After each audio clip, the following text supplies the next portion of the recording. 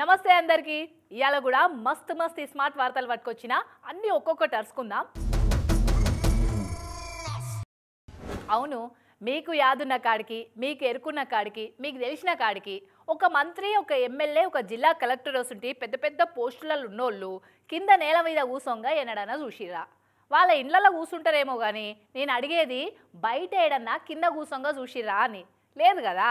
అయితే వారి మీరెవ్వరు ఎప్పుడు చూడని ఆ సీన్ చూపెడితే ఇప్పుడు ఆగా చూడుర్రి, రాష్ట్ర బస్సుల మంత్రి పొన్నం ప్రభాకర్ సార్ సకలం ముక్కలం వేసుకుని ఎట్ల కింద కూర్చుండో వీరభద్రస్వామి మాలల్నే ఉన్నట్టుండు కదా. ఇంకా హైదరాబాద్ సిటీ కార్వాన్ నియోజకవర్గం కుల్సుంపురాలున్న సర్కార్ బడిది. ఆగో Karwan MLA Moinuddin sir, Hyderabad collector Anudeep Durishetty సార్లంతా బంతి భోజనాలు కూర్చున్నట్టు బయలే బండల మీద ఎట్లా కూర్చున్నారు చూడు. సంటోల క్లాసుల బెంచీలు కుర్చీలు ఏం లేనట్టున్నాయి. ఇక వాళ్ళతో పాటు మనం అన్నట్టు గోడకు ఈపులు అనిచ్చిర్రు, ఇబ్బంది ఏం లేకుండా నిమ్మలంగానే కూర్చున్నారు అంతా. వాళ్ళ ముంగట పిల్లగాలను కూర్చోబెట్టుకుర్రు. ఆ చెప్పుర్రా చిన్న, మొదలు మీ పేర్లేంటియో వరుసంటకి చెప్పుకారా అంటే అనగానే పేర్లు పరిచయ కార్యక్రమం మొదలు పెట్టిరు. ఇక పిల్లగాళ్ళు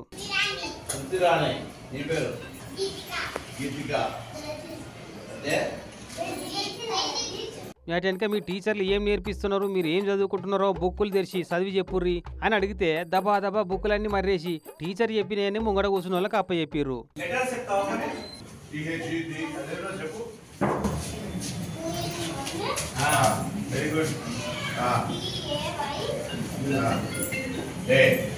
ఇక టీచర్లు చెప్పే పాఠాలు పిల్లగాళ్ళకు సరిగా అర్థమైతే లేవన్న ముచ్చట పొన్నం సార్కు సమజైనట్టుంది. ఇక వాళ్ళకి ఎట్ట నేర్పియాలనేది టీచర్లకు, ఎట్ట నేర్చుకోవాలనేది పిల్లగాళ్ళకు చెప్పుకొచ్చిండు. గట్టనే ఇంగ్లీష్ పాఠాల ఇంపార్టెన్స్ ఏందో తెలుసుకోవాలరా పిల్లగాళ్ళారా అని ఓ 2 ఇంగ్లీష్ పదాలు కూడా నేర్పిండు.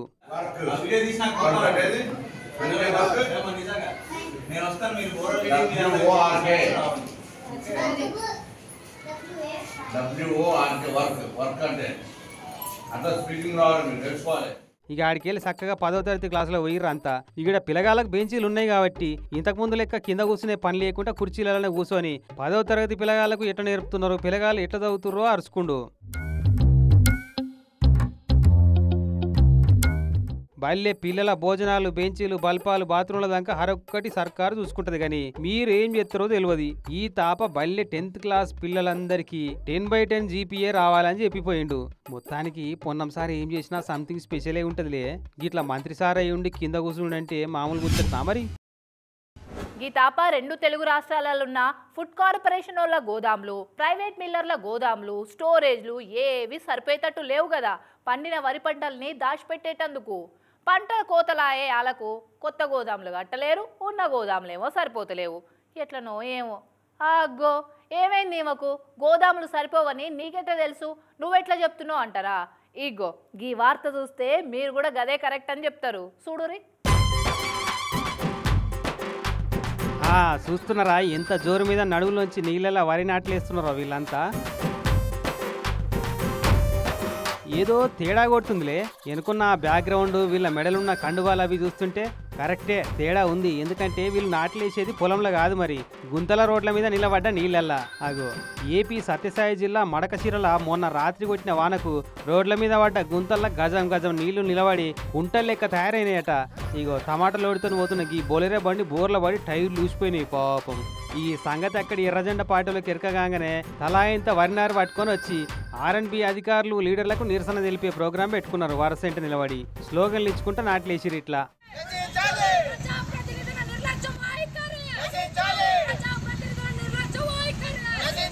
సర్కార్లు మారుతూనే ఉన్నాయి కానీ ఎన్నేళ్ళైనా మా రోడ్లు మారతలేవు, మా తలరాతలు మారతలేవు అని వీళ్ళ వరి నాట్ల కాన్సెప్ట్ అనుకున్న అసలు ఫ్యాక్ట్ అన్నట్టు. కానీ ఈడ ఒక్కతాన్నే కాదు, వీళ్ళే కాదు, ఈడ ఆడ అని తేడా లేదన్నట్టు 2 తెలుగు రాష్ట్రాలలో ఈ తాప పొలాల కంటే ఎక్కువ రోడ్ల మీదనే వరి నాట్లు పడుతున్నాయి. ప్రతిపక్ష పార్టీలు, వామపక్షాలు, ప్రజాపక్షాలు, కామన్ పబ్లిక్ అంతా రోడ్లు ఎంత దరిద్రంగా తయారవుతున్నాయో చూపెడుతందుకు వరి నాట్ల కాన్సెప్టే ఎంచుకుంటున్నారు.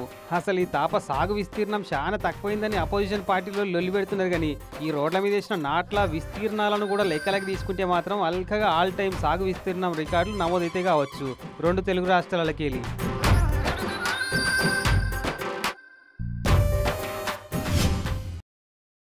షెడ్డీ gang, banian gang, salwar kameez gang, Pardhi gang, attention diversion gang, Bihar gang, UP gang అనుకుంటా రకరకాల దొంగ గుంపులు మోపైతున్నాయి కదా. ఇక గట్లనే ఇంకో దిక్కుమాల గ్యాంగ్ వచ్చింది కొత్తగా, షికారీ గ్యాంగ్ అని. ఇంకోటి మోపైంది, అది కూడా చూడుర్రి. మొన్న ఈ నడమ వికారాబాద్ పరిగిలో జరిగిన వరుస దొంగతనాల ఫుటేజ్ తీసుకొని పరిశీలిస్తే ముగ్గురు దొంగలి పనిచేసిరని తేలింది. ఇక వీళ్ళే వాళ్ళు ఎటటి వైర్రు ఎటటి తిరిగిర్రు ఏడ వైర్రు అని చెప్పి కనిపెట్టి మొత్తానికి పూణేలా దొరకబట్టిరట. ఇంతకు ఇది ఎవరి పని అంటే ఇగో ఈ షికారి గ్యాంగ్ అని ముద్దుగా పేరు పెట్టుకున్న దొంగల పనేనట. ఇంతక షికారి గ్యాంగ్ అని పేరు ఏ పోలీసు వాళ్ళు పెట్టుకుర్రు ఎట్లొచ్చిందని అది పక్కకు పెడితే ఈ గ్యాంగ్ లో ఉన్న ముగ్గురు ఇట్లా ఈ ఇద్దరు సొంత అయ్య కొడుకులేనట.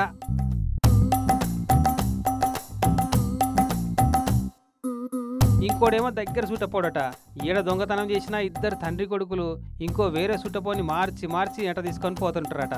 పగటీలు ఇంత దీని మ్యాట్నీ సినిమా చూసి పొద్దుగానే మళ్ళీ ఫస్ట్ షో సినిమా వేసుకొని ఇంత మందు కొట్టి మళ్ళీ ఇంత దీని 10-11 కొట్టి వాళ్ళకు తాళాలు వేసిన ఇల్లు ఎక్కడెక్కడ ఉన్నాయా అని చూసుకొని 1 గంట అప్పుడు తాళాలు ఇరగొట్టి లూటీ ఎత్తుంటారట. దీన్ని ఆధారాల పరంగా మనం చూస్తే ఇది షికారి గ్యాంగ్ అని మనకు ఆంధ్రప్రదేశ్ రాష్ట్రంలోని గుంతకల్లో ఈ గ్యాంగ్ వాళ్ళు ఉంటారు. ఇదే కాకుండా వీళ్ళు ప్రతి ఒక్కసారి దొంగతనానికి వచ్చినప్పుడు ఒక కొత్త వ్యక్తిని వాళ్ళ ఫ్యామిలీలో నుంచి ఒక కొత్త వ్యక్తిని ఎవరినో కానీ వాళ్ళ రిలేటివ్స్ని తీసుకుని రావడం జరుగుతుంది. ఇన్నరా పరిగిల పోయిన నెలాఖరులో జరిగిన 2 దొంగతనాల సీసీ ఫుటేజ్లు చూస్తే ఇదంతా కథ బయటపడ్డది. ఇక ఇలా అయ్య మీద 72 కేసులుంటే కొడుకు మీద 42 కేసులు ఉన్నాయట. దీంతో మనం చూస్తే పెద్ద సర్దార్ అనే వ్యక్తి దాదాపు 72 కేసుల్లో ఇతను అక్యూజ్డ్గా ముద్దాయిగా ఉన్నాడు. అండ్ వాళ్ళ కొడుకు మధ్యలేటి అనే అతను 42 కేసుల్లో దీంతో ముద్దాయిగా ఉన్నాడు. అంటే కొడుకు లైన్లకు రాకముందే సింగిల్గా ప్రొఫెషన్ హ్యాండిల్ చేసినట్టుండి దొంగ కాక. కానీ కొడుకు లేదన్న తప్పులు చేస్తే ఏం పనిరా సన్నాసి అని తండ్రి బెదిరియాలి. తండ్రి ఏమన్నా తప్పు చేస్తే చేతికొచ్చిన కొడుకులన్నా వాళ్ళ తప్పుడు పనులు సరి చేయాలి. చిత్రం ఏంటంటే తండ్రి కొడుకులు ఇద్దరు తోడు దొంగల లెక్క మారి దొంగతనాలు చేస్తుర్రట. తోడుకు సుట్టపోని కూడా తెచ్చుకుంటుర్రు. అంటే దొంగ ప్రొఫెషన్ ఓవరాల్ గా సెలెక్ట్ చేసుకున్నట్టు ఈ ఖాందాన్ మొత్తం.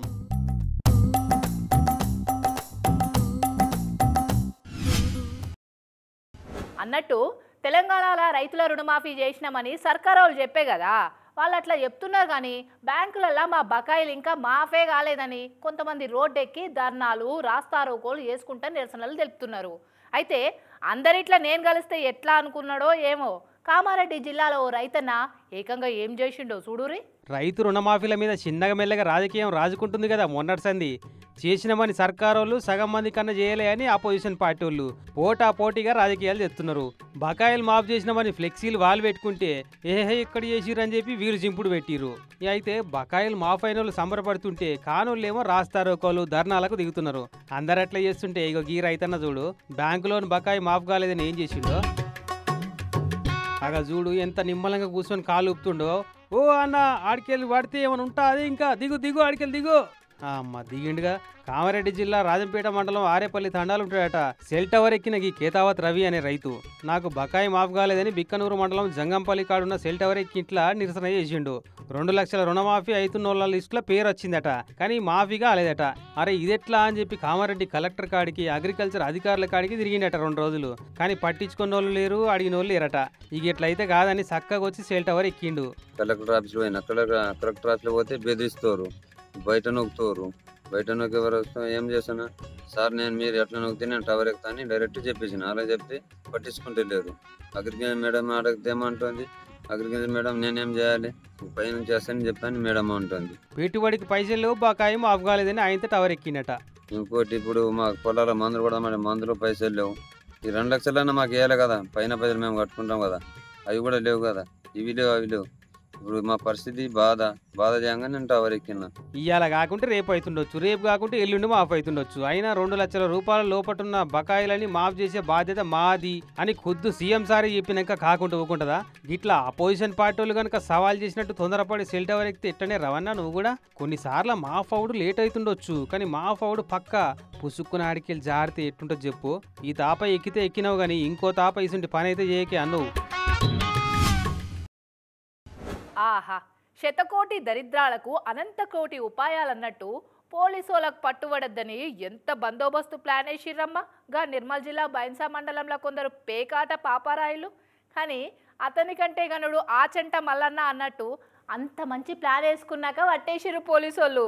ఇంతకు వాళ్ళ ప్లాన్ ఏంది, పోలీసు వాళ్ళు ఎట్లా పట్టుకున్నారు చూద్దాం పారి. అరే రే రే ఈ పోలీసు వాళ్ళు చల్లకుండా ఏడ నిమ్మలంగా ఉండనియరు ఆడుకోనియరు. పాపం ఎవ్వరు తెరువు పోయిన వాళ్ళు కాదు, ఎవ్వరు జోలు తీసేటోళ్ళు కాదు. ఈ ఏదో అట్లా మంది తాన్నో సొంత పైసలో పట్టుకొచ్చుకొని ఓ 4 రౌండ్లు అట్లా వేసుకొని ముక్కలు ఆడుకొని పోదామంటే ఎప్పుడు చూసినా ఎలుకల షికారు చేసే గండు వీళ్ళు లెక్కనే మా ఇంటనే పడతారు చ అని మనసులనే అనుకుంటా నారాజై పోలీసు వ్యాన్ ఎక్కుతున్నారు చూడు అన్నలంతా. నిర్మల్ జిల్లా బైన్సాపట్న పోలట. మొత్తం ఆటగాళ్ళ 10 మంది పట్టుబడితే ఇంకో 2 పరారైరట. లెక్కకైతే పోలీసు వాళ్ళకు పట్టుబడొద్దని ఈ పేకాట పాపన్నలు చేసుకున్న పకడబందీ ఏర్పాటు ప్రకారం ఎవ్వరు పట్టుబడొద్దు ఎట్లనో చెప్పరా ఎస్ఐ సాబ్. ఏంటంటే ఆడేటప్పుడు అక్కడ పెట్టుకుంటారు సమ్ పోలీస్ వాళ్ళు కానీ ఎవరైనా వస్తే అక్కడ సమ్ పర్సన్ పెట్టుకొని వాళ్ళకు అలారం ఇస్తే వీళ్ళందరూ పారిపోవడానికి ట్రై చేస్తారు. అదన్నట్టు ప్లాను. కానీ వీళ్ళ ప్లాన్ ఎట్లనో లీక్ అయినట్టుంది.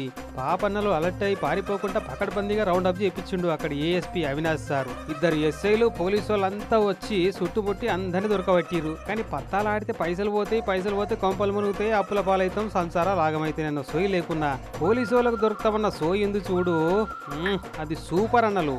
అయినా ధర్మరాజు అసంటోడే జూదవాడి ఉన్నాయన్ని తాకట్టు పెట్టి అసంటోళ్ళే దాంట్లో మనం ఎంత అనుకున్నట్టు కదా.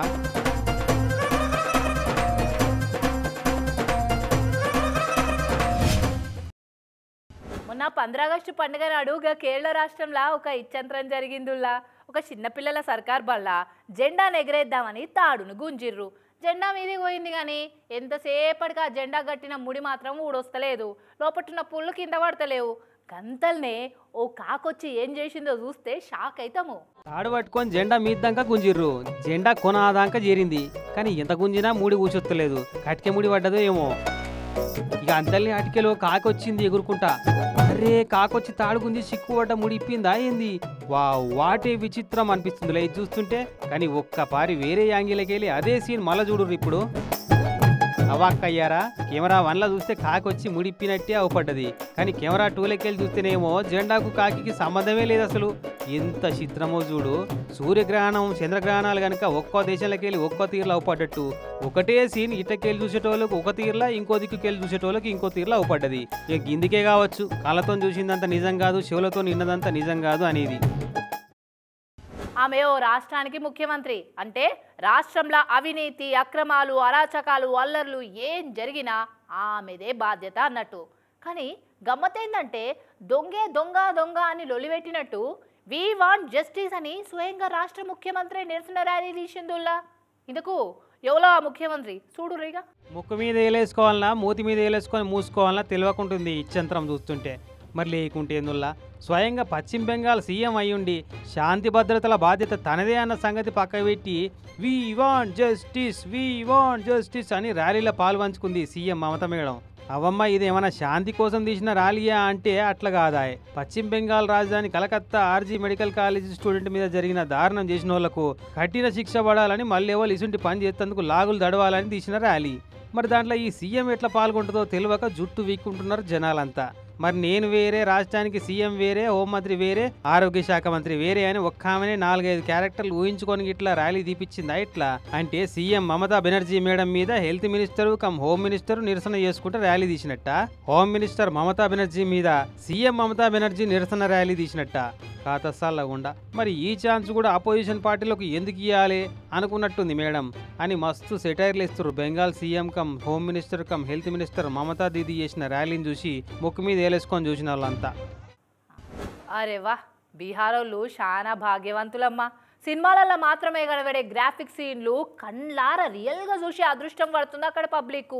అవు మళ్ళా నదులు, వాగులు, కాలువ మీద పెద్ద పెద్ద బ్రిడ్జులు ఉంటాయి చూడుర్రి, కూలిపోగా చూసే అదృష్టం ఇంకే రాష్ట్రం వాళ్ళకు దొరకదేమో. అది కూడా ఏడాదిలా 10 బ్రిడ్జ్లను చూసే అదృష్టం. అగో అందుకే అట్లా అంటున్నా. అగో మళ్ళీ బ్రిడ్జ్ కూలిందట చూడుర్రి, ఇక సీన్ ఏందో. మొన్నగా 2 నెలల కిందనే అనుకుంటా బ్రిడ్జిలు కూలే సీన్లు సినిమాలలో గ్రాఫిక్స్తో కాకుండా డైరెక్ట్గా రియల్ సీన్లను లైవ్లో చూసి అదృష్టం అంటే బీహార్ వాళ్ళకే దక్కిందన్న వార్త చెప్పుకున్నాం. అప్పుడు ఏదో మాట వరుస కట్ట చెప్తున్నారని అందరూ అనుకోవచ్చు, కానీ కాదు. ఇగో ముమ్మాటికి నిజమే అని మళ్ళీ ముచ్చట వచ్చే. ఇగో ఎట్ట కూలుతుందో చూడు. బీహార్ ఖగారియా జిల్లాల గంగా నది మీద కడుతున్న ఆగువాని సుల్తాన్ గంజాయా గంగా బ్రిడ్జ్ ఇది. మరి బ్రిడ్జ్ కూలబోతున్న సంగతి ముందే ఎట్టరికైందో ఏం పాడోగాని సరిగ్గా కూలిపోయే వాళ్ళకే సెల్ ఫోన్లలో వీడియోలు తీసి సోషల్ మీడియాలో పెడుతున్నారు అక్కడ పబ్లిక్. ఇది కూడా అట్ట తీసిందే. పనిగల్ల మేస్త్రి పందిరేస్తే కుక్కదోక తలిగి కుప్ప ఊలింది అన్నట్టు ఇంకా పురాగా గట్టుడే పూర్తి కాకముందు 3 మాటలు ఊలింది తీగల వంతెన. ఇప్పటికే 2015లో షురు అయిందంటే 2020 నాటికి పూర్తి కావాల్సి ఉండేనట. కానీ ఇప్పటిదాకా పూర్తి కాలే. కాకపోవడం అట్లా పెట్టి 3 మాటలు ఊలింది. ఈ లెక్క చూస్తే ఇంకో 10 ఏళ్ళైనా ఇది ఇంపాసిబుల్ టాస్కే అనిపిస్తుంది. కానీ ఇట్లా 2 ఏళ్ల బీహార్లో చిన్నవి పెద్దవి కలిపి ఏ 10 గల బ్రిడ్జిలు కూలినాయి ఇప్పటికే. మరి వాళ్ళేం కాంట్రాక్టర్లు వాళ్ళదేం కట్టుకోమో గానీ దునియాల యాడలేని పనిమంతులంతా బీహార్లోనే ఉన్నట్టుగా. పెళ్లి పత్రికల మీద వినాయకుడు, రాముడు, వెంకటేశ్వర సామసుంటి దేవుళ్ళ ఫోటోలు అచ్చేపిస్తారు. బాబాయిలు, పెద్దనాన్నలు, పెద్దమ్మలు, మామలు, అత్తలు, తాతలు, అమ్మమ్మలు, నాయనమ్మలు, బావలు, అన్నలు, అక్కలు అని ఇట్లా దగ్గర చుట్టపోలు అందరి పేర్లు కూడా చేపిస్తారు. అయితే ఈ నడుమ ఇంకో ఈసుంటి కొత్త ట్రెండ్ షాలైంది పెళ్లి కారెట్లతోని. పెళ్లి పత్రికలు అంటే పెళ్లికి చుట్టాలను, దోస్తులను, ఏరుకున్నోళ్ళను పిలుస్తందుకు అచ్చేపిద్దరు మునుపు. అందరి లెక్క మనం కూడా కొట్టియద్దని తీరు డిజైన్లతో కొట్టిద్దరు. కానీ నడుమ ట్రెండ్ మొత్తం మారిపోయింది. ఇక లీడర్ల మీద అభిమానాలను చాటుకునేందుకు కూడా వాడుకుంటున్నారు కొంతమంది. మొన్నగా నడుమ ఓట్లకు ముందు present AP deputy CM Pavan sir fans ఎట్లయితే కారెట్ల మీద సార్ ఫోటో అచ్చు ఓపించి అభిమానం చాటుకున్నారు, అగో సేమ్ అట్టనే నిర్మల్ జిల్లా కుబీర్ మండలం హల్దాలా ఉండే ఈ రోహిత్ ధర్మసేన అన్నట్టు ఆయన తనకి ఇష్టమైన లీడర్ల ఫోటోలు పెట్టి పెళ్లి కారట చేపించాడు. మొదలు మీదనేమో ఇండియా మ్యాప్, ఆ మ్యాప్లో భరతమాత బొమ్మ చేపించిండు. ఇక లోపటెట్లుందో ఏదో పారు చూపెట్టుతామి.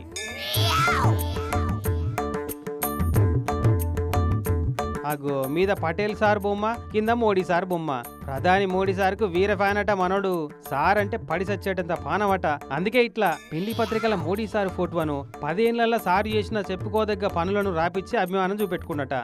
ఈ నెల 18వ తారీఖున నా వివాహం ఉంది నిజామాబాద్లో. మోడీ గారి నిర్ణయాలకు, ఆయన ఆలోచన విధానాలకి మేము ఎంతగానో సంతృప్తి చెంది ఆయన వాటలు నడుస్తున్నాం. ఆయన నిర్ణయాలు 10 మందికి చేర్చాలన్న ఉద్దేశంతో బంధువులకి అలాగే మిత్రులకి పంచడం జరిగింది. పెళ్ళైనడో కాదు, ఇవాళ 18 తారీఖే తమ్ముడు మోడీ సార్కే కాదు కేంద్ర మంత్రి బండి సంజయ్ సార్ కూడా పెద్ద ఫ్యాన్ అయినట. మరి అంత బాగా ఉంది కానీ ఇక్కడ చుట్టపోళ్లకు తెలిసిన వాళ్ళకి వంచి పెడితే మోడీ సార్కి ఎట్లా చేరుతుంది, ఆయనకి ఎట్లా ఎరుకైతుంది అని అంటే అటు మంత్రి బండి సంజయ్ సార్కు ప్రైమ్ మినిస్టర్ ఆఫీస్కు కారెట్లు పంపే ఏర్పాటు చేసినట. వా మొత్తానికి పెళ్లి పత్రికలతో ఎప్పటికీ అది ఉండే కొత్త ట్రెండ్ అయితే నడుస్తున్నట్టు. మరిగా తమ్ముడు పంపిన అభిమాన పత్రికలు అటు మోడీ సార్కు బండి సంజయ్ సార్లకు అందినయో లేవో. ఈ కారెట్లు అందుకొని ఆ నిజంగా ఆల్ గనక పెళ్లికి వస్తే ఎంత మురుస్తాడో తమ్ముడైతే.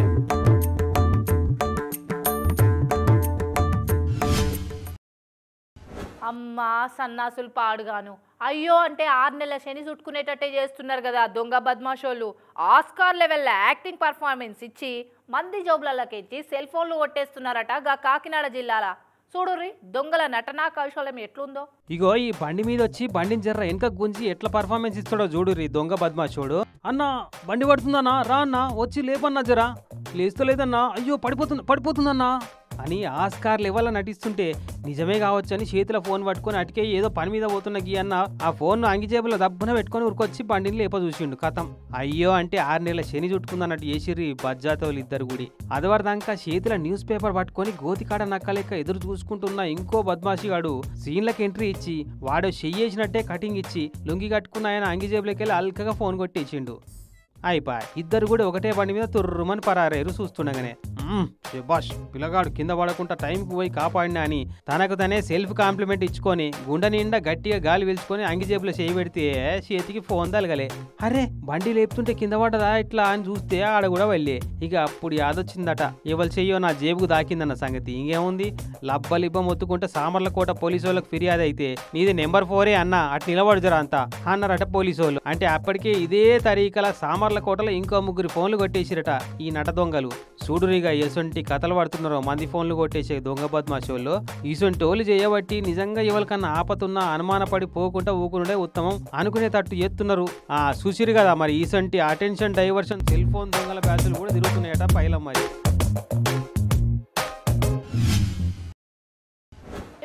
ఈరోజు మీ శ్రీలత పట్టుకొచ్చిన ఈ స్మార్ట్ ముచ్చట్లు మస్తు మస్తు వార్తలతో మళ్ళొస్తా. అదోదాకా ఏం చేస్తారు చూస్తూనే ఉండండి TV9. నమస్తే.